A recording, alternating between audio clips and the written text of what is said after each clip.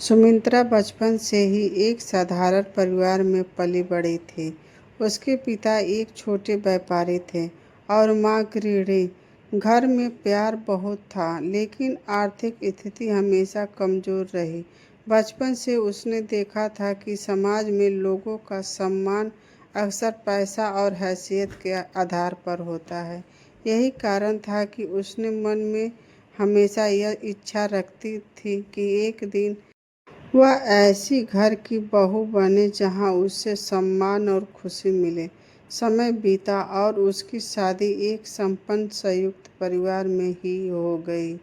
उस परिवार की बड़ी बहू दीप्ति थी, जो अपने व्यवहार और संस्कार और सेवा भाव के कारण पूरे परिवार की चहेती थी।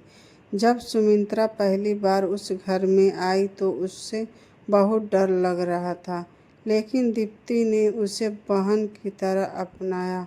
उसने उसे घर के नियम सिखाए, रिश्तेदार से मिलवाया और हर कदम पर उसका साथ दिया। धीरे धीरे सुमित्रा भी घर में घुलने मिलने लगी। कुछ महीने तक सब कुछ बहुत अच्छा चल रहा। परिवार में हंसी खुशी का माहौल था। त्योहारों पर सभी मिलकर तैयारी करते, साथ बैठकर खाना खाते और एक दूसरे का सम्मान करते। सुमित्रा को लगता था कि उसे दुनिया का सबसे अच्छा परिवार मिला है, लेकिन समय के साथ कुछ लोगों की बातें उसके मन में जहर घोलने लगी। रिश्तेदार अक्सर कहते कि इस घर में सब कुछ दीप्ति के इशारों पर चल रहा है। कोई उसकी सलाह के बिना निर्णय नहीं लेता। शुरू में सुमित्रा इन बातों को नज़रअंदाज करती रही, लेकिन धीरे धीरे वह हर छोटी बात में तुलना करने लगी। उसे लगने लगा कि लोग उसकी अपेक्षा दीप्ति को ज़्यादा महत्व देते हैं। इसी सोच ने उसके मन में ईर्ष्या का बीज बो दिया। समय बीतता गया और सुमित्रा के मन में पैदा हुई ईर्ष्या धीरे धीरे गहरी होती चली गई।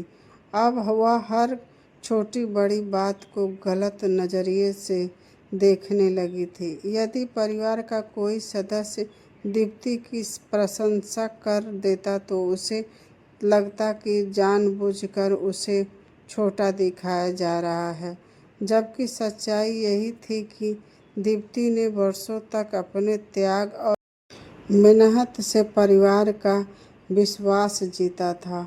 वह सुबह सबसे पहले उठती, पूरे घर का काम संभालती और हर सदस्य की ज़रूरत का ध्यान रखती। सुमित्रा यह सब देखती थी, लेकिन उसे मन का भ्रम उसे सच देखने नहीं देता था। एक दिन रिश्तेदारों में शादी थी। सभी लोग तैयार होकर जाने लगे। वहाँ भी कई महिलाओं ने दीप्ति की तारीफ की। किसी ने कहा कि इतनी समझदार बहू मिलना भाग्य की बात है, तो किसी ने उसके संस्कारों की सराहना की। यह बातें सुनकर सुमित्रा के मन में जलन और बढ़ गई। घर लौटने के बाद वह देर रात तक सो नहीं सकी। उसे लगने लगा कि जब तक दीप्ति इस घर में है तब तक उसे कभी वह सम्मान नहीं मिलेगा जिसकी वह हकदार समझते थे। इसी बीच उसकी मुलाकात एक ऐसी महिला से हुई जो हमेशा दूसरों के परिवार में फूट डालने का काम करती थी। उसने सुमित्रा के मन में और ज़्यादा नफरत भर दी। वह कहती, जब तक बड़ी बहू घर में है तब तक कोई तुम्हें हम महत्व नहीं देगा। धीरे धीरे सुमित्रा उन बातों पर विश्वास करने लगी।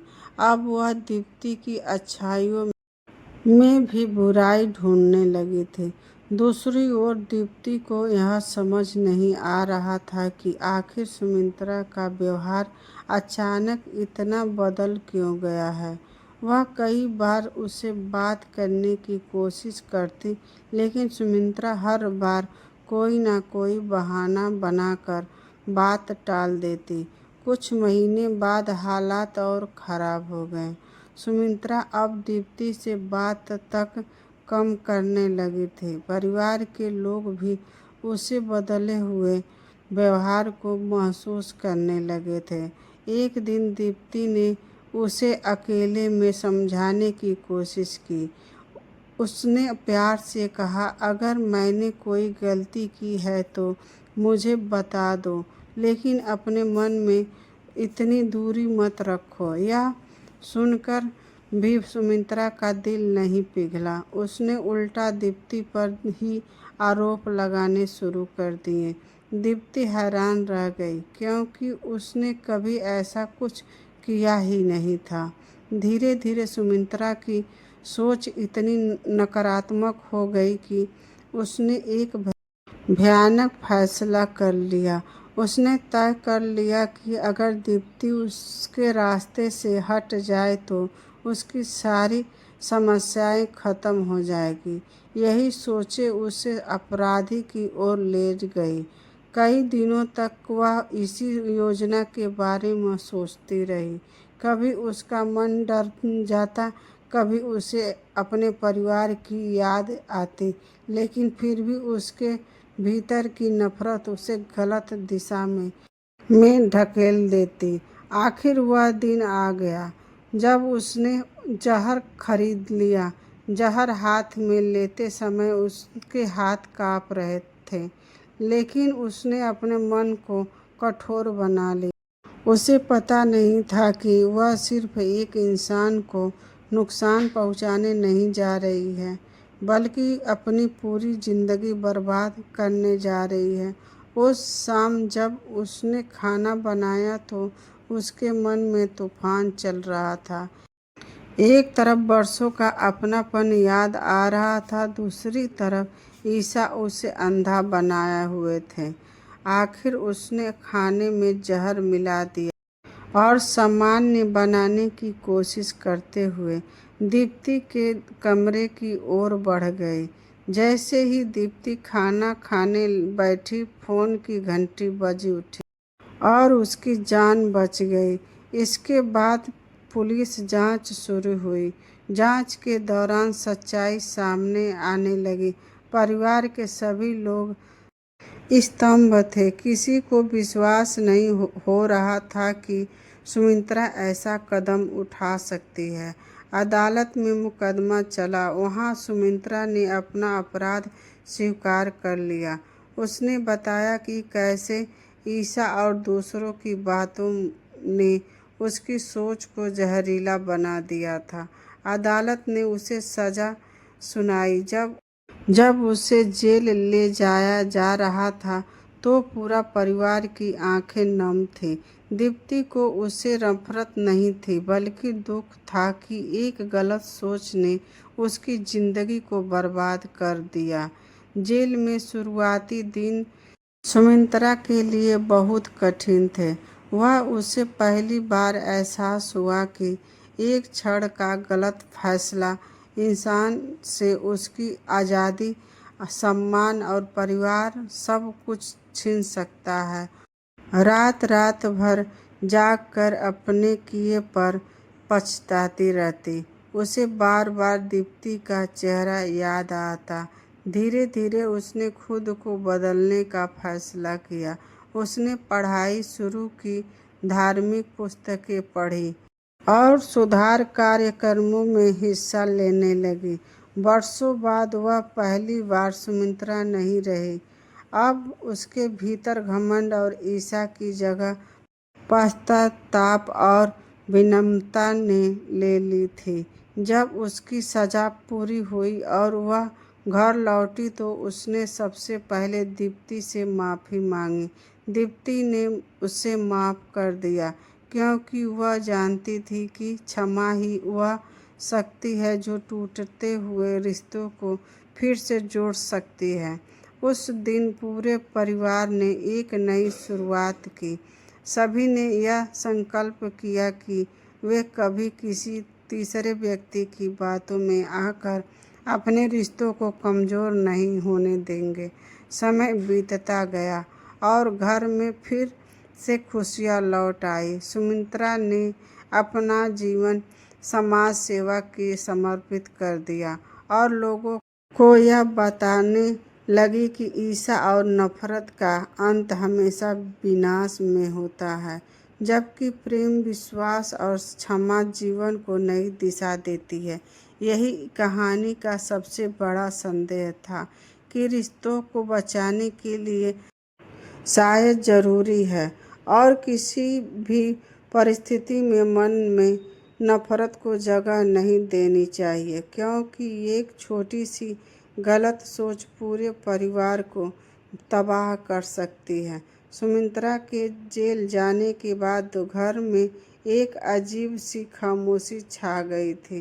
पहले जहाँ सुबह होते ही रसोई में हंसी की आवाज़ें आती थी, वहीं अब हर कोना सूना लगता था। दीप्ति अपने काम में लगी रहती, लेकिन उसके मन में बार बार पुराने दिन घूम जाते। उसे याद आता कि कैसे सुमित्रा उसके साथ रसोई में घंटों बातें किया करते थे। दोनों मिलकर त्योहारों की तैयारी करते थे, नए व्यंजन बनाते थे और घर को सजाते थे। जब भी कोई परेशानी आती, वे मिलकर उसका हल निकालते थे। लेकिन अब उन यादों में एक दर्द जुड़ गया था।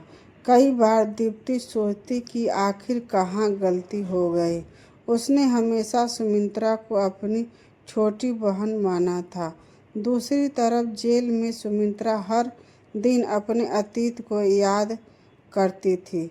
वहाँ उसके पास सोचने के अलावा कोई काम नहीं था। हर दिन उसे अपनी गलती का एहसास और गहरा होता जा रहा था। उसने समझ लिया था कि इंसान का सबसे बड़ा दुश्मन उसका अहंकार और ईर्ष्या होती है। यदि समय रहते वह अपने मन की बात किसी से कह देती तो शायद उसकी जिंदगी इस मोड़ पर न पहुंचती।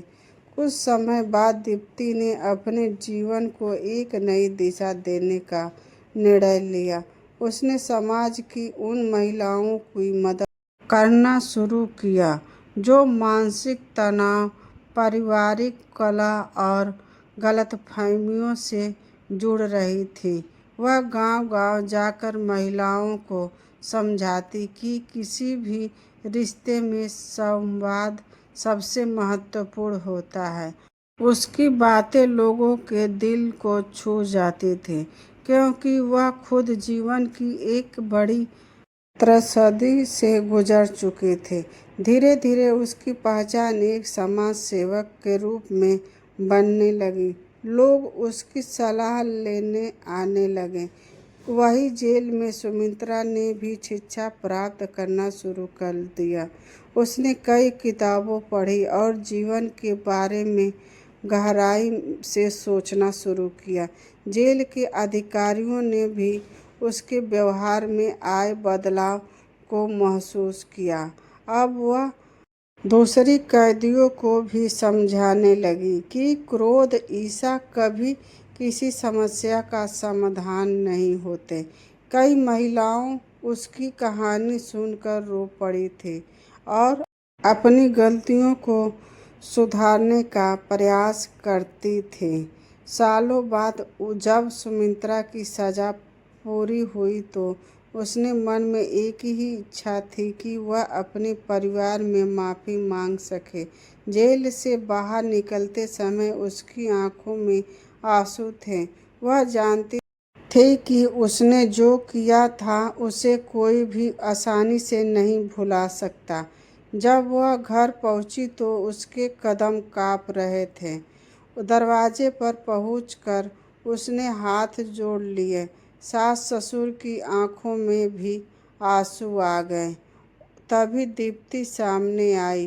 कुछ क्षणों तक दोनों एक दूसरे को देखती रहीं। फिर सुमित्रा रोते हुए उसके पैर में गिर गई और बोली, दीदी मुझे माफ़ कर दीजिए। मैं आपके प्यार और विश्वास का गलत बदला दिया।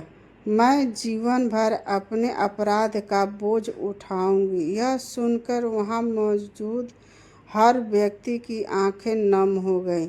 दीप्ति ने उसे उठाया और कहा, गलती बहुत बड़ी थी, लेकिन तुम्हारा पश्चाताप भी सच्चा है। अगर भगवान इंसान को दूसरा मौका दे सकता है तो हम क्यों नहीं।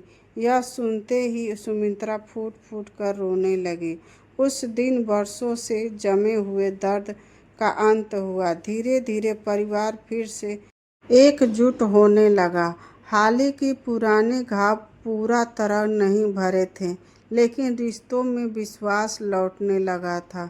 सुमित्रा ने अपना जीवन समाज सेवा और लोगों को सही राह दिखाने में लगा दिया।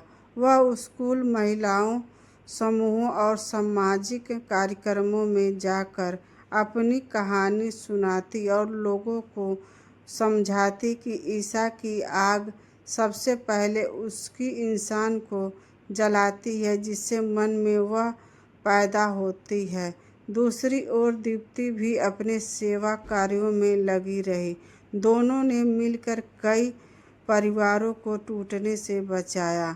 समय के साथ उसके परिवार की कहानी आसपास के क्षेत्र में एक मिसाल बन गई।